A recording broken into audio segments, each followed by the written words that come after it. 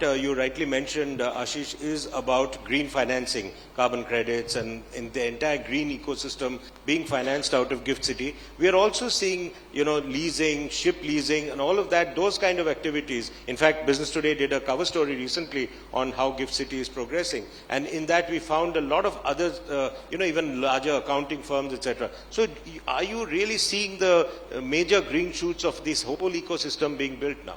Absolutely. Even today, $85 billion of bonds that have got listed, probably $25 billion out can be categorized as the green bonds. Right. And many more will come, but it's still, in a way, the entire ecosystem of the carbon trading and other things, once that gets built and more institutions have set up their shops here or their representative offices, you will see the numbers kind of going up too fast because of the way the tax structure here vis-a-vis even, say, Dubai has now 9% tax, right. While it's here for 10 years out of 15 years.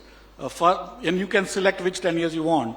There is no tax, right? And so there are many, many benefits here, which many people are taking advantage. I have participated in conferences where now many of these fund managers tell that the Gift City, IFSC, part of Gift City is now much more favorable for investment into India, but also even in general.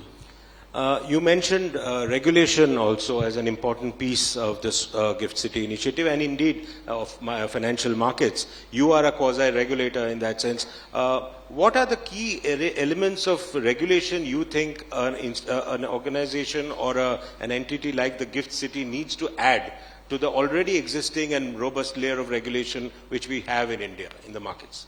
Sometimes one wonders that we have too robust regulations. And so I'll come to that. Right. So this being a special economic zone, it's where you want rest of the world to come. And this zone is going to compete with Dubai or Singapore or Hong Kong or London and not with the domestic regulators or domestic regulations in a way.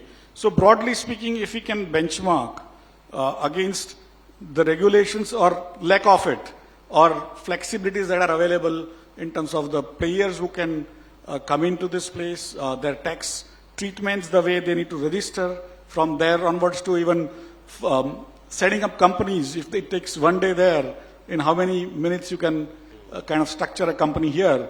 Those are the kind of things we need to benchmark against Hong Kong or Singapore or Dubai or London.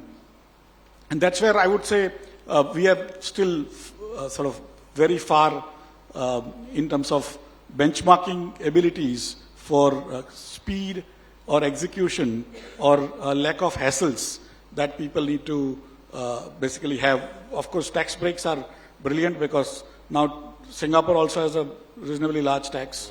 Dubai also has large tax. Hong Kong is pretty much now China only. So what remains as a IFSC, special economic zone in a finance sense is now only the Gift City in this part of literally from Japan to Europe. Even within Europe now there are very few places which have similar tax breaks today.